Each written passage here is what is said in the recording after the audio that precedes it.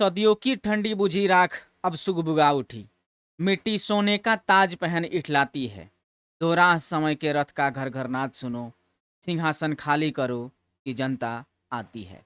नमस्कार, एक बार फिर से आप सभी का आज के इस नए वीडियो के अंदर स्वागत है। आज का ये वीडियो काफी शानदार होने वाला है। इस सेशन के अंदर हम लोग करने वाले हैं क्लास 10 का हिंदी का जो ऑब्जेक्टिव है, जनतंत्र का जन्म चैप्टर नंबर 6 काव्यखंड का गोधली का भाग 2 के अंदर ये आपको देखने को मिलेगा। काफी महत्वपूर्ण इस सेशन के अंदर ऑब्जेक्टिव हमने उठाए हैं और इस सेशन के अंदर जो है वो कुल 35 ऑब्जेक्टिव है, जो काफी बेहतरीन ऑब्जेक्टिव इस चैप्टर से जितने बन पाए हैं उसको हमने इस सेशन के अंदर डाल रखा है। तो वीडियो को शुरू से लेकर के लास्ट तक आप लोगों को देखना है। काफी बेहतरीन ये जो कविता है, अगर आप लोगों ने पढ़ी होगी तो आपने देखा होगा कि कितना बेहतरीन तरीके से एक जनतंत्र का जो है वो व्याख्या किया गया है इस कविता के अंदर। तो वो सारी चीजें आपके पढ़ने के बाद उससे जो ऑब्जेक्टिव प्रश्न बनते हैं, वो आज के इस सेशन के अंदर देखने को मिलेगा। तो वीडियो में ज्यादा बात ना करते हैं, आगे बढ़ते हैं। वीडियो में आगे बढ़े उससे पहले एक छोटा सा अनुरोध करते हैं, वीडियो पसंद आए वीडियो को लाइक कीजिएगा, चैनल को सब्सक्राइब करके बेल आइकन दबाइएगा, ऑल नोटिफिकेशन पे क्लिक कीजिएगा, अपने दोस्त यारों के साथ शेयर भी कीजिएगा और टेलीग्राम का लिंक जो है वो डिस्क्रिप्शन के अंदर है, जाके उसको ज्वाइन भी कीजिएगा। तो चलिए वीडियो में आगे बढ़ते हैं और पहला प्रश्न आपके सामने लेकर के आते हैं और देखते हैं कि पहला प्रश्न कौन सा है। तो देखिए, पहला प्रश्न जो है आपके सामने आ गया है कि दिनकर की किस कृति के लिए ज्ञानपीठ पुरस्कार मिला? रश्मि रथी के लिए, संस्कृत के 4 अध्याय के लिए, उर्वशी के लिए या फिर रेणुका के लिए? उनके किस कृति के लिए, किस रचना के लिए उनको ज्ञानपीठ पुरस्कार मिला था, आपको यह बताना है। 4 ऑप्शन आपके सामने दिया गया है, उसमें से कोई एक जो है कि नहीं, एक जो है वो बिल्कुल सही जवाब है, आपको वो बताना है।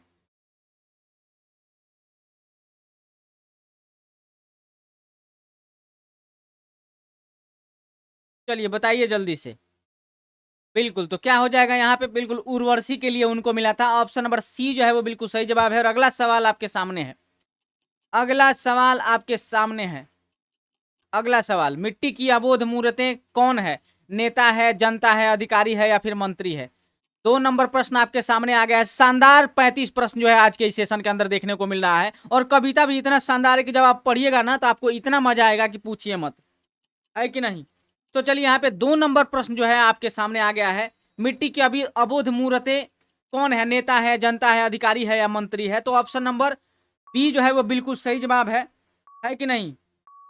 जनता। हाँ, मिट्टी की अबोध मूर्तें वहीं, जाड़े पाले की कसक सदा सहने वाली, जब अंग अंग में लगे सांप हो चूस रहे, तभी न कभी मुंह खोल दर्द कहने वाली। इस प्रकार की जनता है हमारे जनतंत्र की। तो ऑप्शन नंबर बी जो है वो बिल्कुल सही जवाब है। और अगला सवाल आपके सामने है, जनतंत्र का जन्म के कवि कौन है? कुंवर नारायण सिंह, रामधारी सिंह दिनकर, प्रेमघन या सुमित्रा नंदन पंत?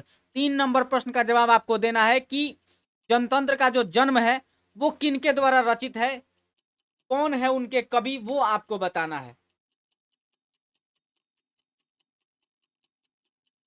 बिल्कुल, तो जनतंत्र का जो जन्म कविता है उसके कवि जो है वो रामधारी सिंह दिनकर हैं। ऑप्शन नंबर क्या हो जाएगा? ऑप्शन नंबर आप लोगों का बी बिल्कुल सही जवाब हो जाएगा। और चौथा नंबर प्रश्न आपके सामने है, जनतंत्र में कवि के अनुसार राजदंड क्या होंगे? ढाल और तलवार, फूल और भंवरे, फावड़े और हल, बाघ और भालू। जनतंत्र में कवि के अनुसार राजदंड क्या होंगे वो आपको बताना है। बिल्कुल, यहाँ पे क्या हो जाएगा? ऑप्शन नंबर सी हो जाएगा, फावड़े और हल। देखिए, फावड़े और हल राजदंड बनने को है, दूसरता सोने से श्रृंगार सजाती है, दोराह समय के रथ का गरगरनाथ सुनो, सिंहासन खाली करो कि जनता आती है। यानी कि ऑप्शन नंबर सी जो है वो बिल्कुल सही जवाब है। अगला सवाल देखिए, कवि के अनुसार जनतंत्र के देवता कौन है? नेता, शिक्षक, किसान, मजदूर या फिर मंत्री? कवि के अनुसार जनतंत्र के देवता कौन है? बिल्कुल, वो कौन है भाई साहब? किसान और मजदूर है। उसमें आपका एक लाइन है, आरती के लिए तू किसे ढूंढता है मूर्ख, मंदिरों में, राजप्रसादों में, तहखानों में, देवता कहीं सड़कों पर गिट्टी तोड़ रहे, देवता मिलेंगे खेतों में, खलिहानों में। तो खेतों में और खलिहानों में कौन होता है? किसान मजदूर होते हैं। ऑप्शन नंबर सी जो है वो बिल्कुल सही जवाब है। और अगला सवाल देखिए, रामधारी सिंह दिनकर किस गांव के निवासी थे? किस गांव के निवासी थे रामधारी सिंह दिनकर? 6 नंबर प्रश्न आपके सामने आ गया है।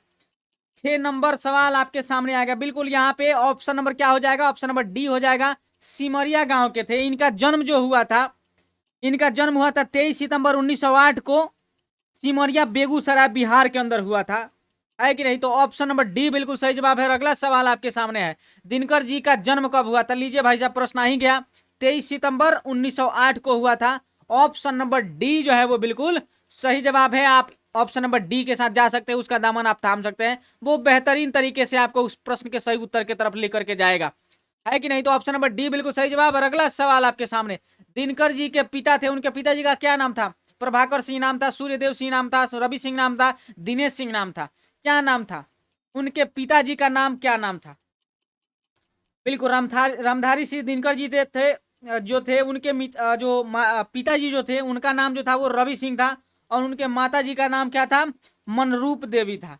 तो ऑप्शन नंबर सी जो है वो बिल्कुल सही जवाब है। और अगला सवाल आपके सामने है, दिनकर जी किस युग के प्रमुख कवि थे? भारतेंदु युग के, छायावादी युग के, उत्तर छायावादी युग के, या इनमें से कोई नहीं? देखिए वो छायावाद युग के तो थे ही, लेकिन उसमें भी वो उत्तर छायावाद युग के प्रमुख कवि थे। तो ऑप्शन नंबर सी जो है वो बिल्कुल सही जवाब हो जाएगा। और अगला सवाल आपके सामने आएगा, दिनकर जी मैट्रिक पास कब किए थे? कब मैट्रिक पास वो किए थे वो आपको बताना है। बिल्कुल, तो उन्होंने 1928 में Mokama Ghat railway high school से मैट्रिक की थी। तो ऑप्शन नंबर क्या हो जाएगा? 1928। Option number 1900 sorry option number B 1928 हो जाएगा। अगला सवाल देखिए, दिनकर जी ने बीए ऑनर्स कब किया? 1930 में, 1931 में, 1932 में, या फिर 1933 में? 11 नंबर प्रश्न आपके सामने है। बिल्कुल, और इन्होंने जो बीए किया था वो किया था पटना कॉलेज से, इतिहास में बी ऑनर्स किया था 1932 के अंदर।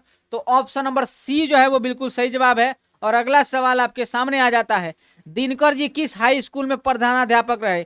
Mokama Ghat railway high school, HE school Barbigha, या फिर सर गणेश दत्त उच्च माध्यमिक विद्यालय पटना, या फिर पट्टा कॉलेजिएट हाई स्कूल पटना।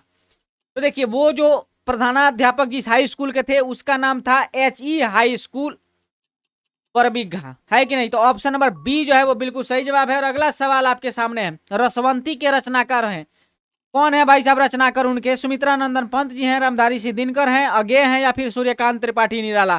कौन है भाई रसवंती के रचनाकार? कौन है आपको बताना है। 13 नंबर प्रश्न आपके सामने है। तो देखिए रसवंती के जो रचनाकार हैं वो हैं, कौन है भाई? रामधानी सिंह दिनकर है ना। तो ऑप्शन नंबर बी जो है वो बिल्कुल सही जवाब है। और अगला सवाल आपके सामने है, दिनकर जी की रचना है उर्वशी, साकेत, ग्राम्य, गुंजन। तो देखिए ना तो साकेत है, ना ग्राम्य है, ना गुंजन है, लेकिन उर्वशी जो है इनकी रचना है, और इन्हीं के लिए इनको ज्ञानपीठ पुरस्कार दिया गया था। तो ऑप्शन नंबर ए जो है वो बिल्कुल सही जवाब है। और अगला सवाल आपके सामने है, दिनकर जी को साहित्य अकादमी पुरस्कार किस रचना के लिए मिला था? संस्कृति के 4 अध्याय, कुरुक्षेत्र, अर्धनारीश्वर, मिट्टी की ओर, किसके लिए मिला था? दिनकर जी को साहित्य अकादमी पुरस्कार किसके लिए मिला था भाई? बताइए, सब कोई बताइए। वीडियो को लाइक कर लीजिए, चैनल को सब्सक्राइब भी कर लीजिए जो लोग नए जुड़े हैं। काफी बेहतरीन सेशन चल रहा है, और रोज रात को 9 बजे मिलते हैं। तो जो लोग आज नया जुड़ रहे हैं ना, तो रात को 9 बजे से रोज आ जाइएगा। रात को 9 बजे, का सर्दी, का गर्मी, का बरसात, का मतलब का जाड़ा, का गर्मी, का बरसात, हाँ तीनों मौसम में रात को 9 बजे हाजिर होते हैं। तो आप बिल्कुल उस टाइम पे आ जाइएगा, आलथी पालथी मार के बैठ जाइएगा इत्मीनान से, और प्रश्न का जवाब देना प्रारंभ कर दीजिएगा। हाँ, लेकिन इस बात को ध्यान में रखिएगा कि आप लोगों को चैप्टर पढ़ के आना है, रोज एक बार स्वाध्याय करके आना है, मतलब खुद से एक बार पढ़ के आना है चैप्टर को, ताकि प्रश्न का जवाब जो है आप सही तरीके से दे पाए। चलिए, तो क्या हो जाएगा, दिनकर जी को साहित्य अकादमी पुरस्कार किस रचना के लिए मिला था? तो संस्कृति के 4 अध्याय के लिए। ऑप्शन नंबर ए बिल्कुल सही जवाब। अगला सवाल, जनतंत्र का जन्म कविता में कवि ने किसे शक्तिशाली कहा है? जनता को, राजा को, देवता को, या राक्षस को? तो देखिए जनतंत्र में जाहिर सी बात है जनता मजबूत होती है ना, जनता ही तो अपना राजा चुनती है कि नहीं, अपना सेवक चुनती है। लेकिन सेवक चुनने के बाद वो सेवक क्या बन जाता है? मालिक बन जाता है कि नहीं। लेकिन कहने के लिए तो जनतंत्र में जो कविता है उसके अंदर शक्तिशाली किसे कहा गया है? जनता को कहा गया है। तो भाई साहब ऑप्शन नंबर ए जो है वो बिल्कुल सही जवाब है। ऑप्शन नंबर क्या है? ऑप्शन नंबर ए बिल्कुल सही जवाब है। अगला सवाल आपके सामने है, गवाक्ष का अर्थ क्या है? गौ की सिंग, गौ की आंख, बड़ी खिड़की, इनमें से कोई नहीं? तो देखिए गवाक्ष का जो अर्थ होता है वो आपको बताना है कि क्या होता है। बिल्कुल, गवाक्स का जो अर्थ होता है वो होता है दरीचा या फिर बड़ी खिड़की। तो ऑप्शन नंबर सी के साथ आप जा सकते हैं बिना किसी संदेह के। ऑप्शन नंबर सी बिल्कुल सही जवाब।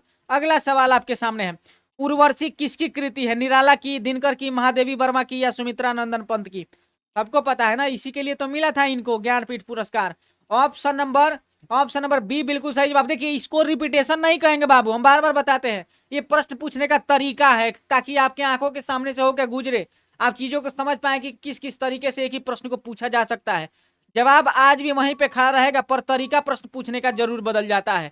ऑप्शन नंबर बी 18 का बिल्कुल सही जवाब है। अगला सवाल देखिए, भारत सरकार द्वारा इन्हें सम्मानित किया गया पद्म भूषण से, भारत भूषण अग्रवाल पुरस्कार से, भारत रत्न से या फिर ऋतुराज सम्मान से? तो देखिए, भारत सरकार द्वारा जो इन्हें सम्मानित किया गया था वो पद्म भूषण से सम्मानित किया गया था। तो ऑप्शन नंबर ए जो है वो बिल्कुल सही जवाब है। और अगला सवाल आपके सामने है, दिनकर किस दिनकर किस विश्वविद्यालय के उप कुलपति बनाए गए?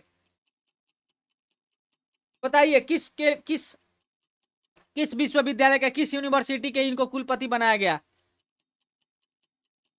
उप कुलपति किस विश्वविद्यालय के लिए बनाया गया था? बिल्कुल, भागलपुर विश्वविद्यालय के लिए बनाया गया था। ऑप्शन नंबर सी जो है वो बिल्कुल सही जवाब है। और अगला सवाल आपके सामने है, संस्कृति के 4 अध्याय दिनकर जी को कौन अच्छा संस्कृति के 4 अध्याय के लिए दिनकर जी को कौन सा पुरस्कार मिल चुका है? ज्ञानपीठ, पद्म भूषण, पद्मश्री, साहित्य अकादमी? तो देखिए, साहित्य अकादमी पुरस्कार जो है इसके लिए इनको मिला है। 21 का जो है ऑप्शन नंबर क्या हो जाएगा? ऑप्शन नंबर क्या हो जाएगा 21 का? ऑप्शन नंबर क्या हो जाएगा? जल्दी से बता दीजिए, फटाफट से, सब किसी का आंसर आना चाहिए। बिल्कुल, साहित्य अकादमी पुरस्कार मिला है, अभी आपको बताया है ना। ऑप्शन नंबर डी बिल्कुल सही जवाब। अगला सवाल आपके सामने, दिनकर ने जनतंत्र का जन्म शीर्षक कविता में दुधमुही का शब्द प्रयोग किसके लिए किया है? अपनी बेटी के लिए, समाज के किसी बालिका के लिए, जनता के लिए या फिर पड़ोस की बच्ची के लिए? किसके लिए दुधमुही शब्द का इस्तेमाल किया है, बताइए। देखिए, तो यहाँ पे जो है, यहाँ पे एक लाइन है, मानो जनता हो फूल जिसे एहसास नहीं, जब चाहो तभी उतार सजा लो दोनों में, अथवा कोई दूधमुही सी जिसे बहलाने के जंतर मंतर सीमित हो 4 खिलौने में। है कि नहीं? तो इस लाइन के अंदर जो है दूधमुही शब्द का जो इस्तेमाल है वो जनतंत्र के कविता के अंदर जनता के लिए किया गया है। तो ऑप्शन नंबर सी जो है वो बिल्कुल सही जवाब है। अगला सवाल आपके सामने है, राजतंत्र का जन्म शीर्षक कविता में कवि ने किसे देवता कहा है? राम को, कृष्ण को, बुद्ध को या किसान मजदूर को? तो राजतंत्र का जन्म शीर्षक कविता में कवि ने जिसे देवता कहा है वो कौन है? किसान एवं मजदूर है। ऑप्शन नंबर डी बिल्कुल सही जवाब। अगला सवाल आपके सामने, दिनकर की प्रारंभिक शिक्षा कहां से हुई थी? घर से, पिताजी से, गांव और आसपास से, जिला स्कूल से? 24 नंबर प्रश्न आपके सामने है। एक लाइन है ना आप लोग के इस कविता के अंदर, उसको पढ़िएगा। हुंकारों से महलों की नींव उखड़ जाती, सांसों के बल से सांसों के बल से ताज हवा में उड़ता है, जनता की रोके राह, समय में ताव कहाँ, वह जिधर चाहती काल उधर ही मुड़ता है। कितना शानदार कविता लिखा है रामधारी सिंह दिनकर ने। अगर इसको पढ़ करके अगर नेता आत्मसात कर ले इसको, है कि नहीं, जनता इसको आत्मसात कर ले, तो क्या ही कुछ ना हो जाए। तो देखिए, 24 नंबर प्रश्न का जो यहाँ पे बिल्कुल ऑप्शन नंबर क्या हो जाएगा? ऑप्शन नंबर सी हो जाएगा, गांव और आसपास से उनको प्रारंभिक शिक्षा मिली थी। तो ऑप्शन नंबर सी बिल्कुल सही जवाब। अगला सवाल, दिनकर की किस रचना में कर्ण को नायक बनाया गया? उर्वशी में, रश्मि रथी में, हुंकार में, हारे को हरिनाम? तो देखिए, दिनकर जी की वो रचना जिसके अंदर कर्ण को नायक बताया गया है कि नहीं, तो वो कौन था रश्मि रथी। ऑप्शन नंबर बी जो है वो बिल्कुल सही जवाब है। ऑप्शन नंबर बी बिल्कुल सही जवाब। अगला सवाल आपके सामने, मिट्टी की ओर कृति है पद की, गद की, काव्य के, या इनमें से सभी की? देखिए, मिट्टी की ओर जो रामधारी सिंह दिनकर है उनकी एक जो है गद खंड है ना, गद्य भाग है, वो उसके अंदर का है। तो ऑप्शन नंबर बी जो है वो बिल्कुल सही जवाब है। और अगला सवाल आपके सामने है, दिनकर की प्रमुख काव्य कृति है रेणुका, रसवंती, कुरुक्षेत्र? तो देखिए, दिनकर की जो मुख्य काव्य, प्रमुख काव्य कृति है वो कौन कौन सा है? तो रेणुका भी है,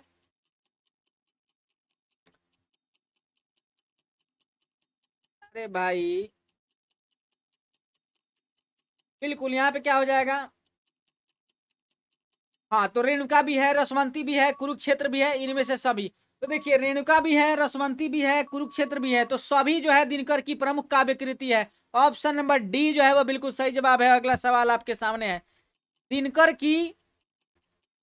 की गद्य कृति है अर्धनारीश्वर, दिनकर की डायरी, बट पीपल, इनमें से सभी कौन है भाई साहब?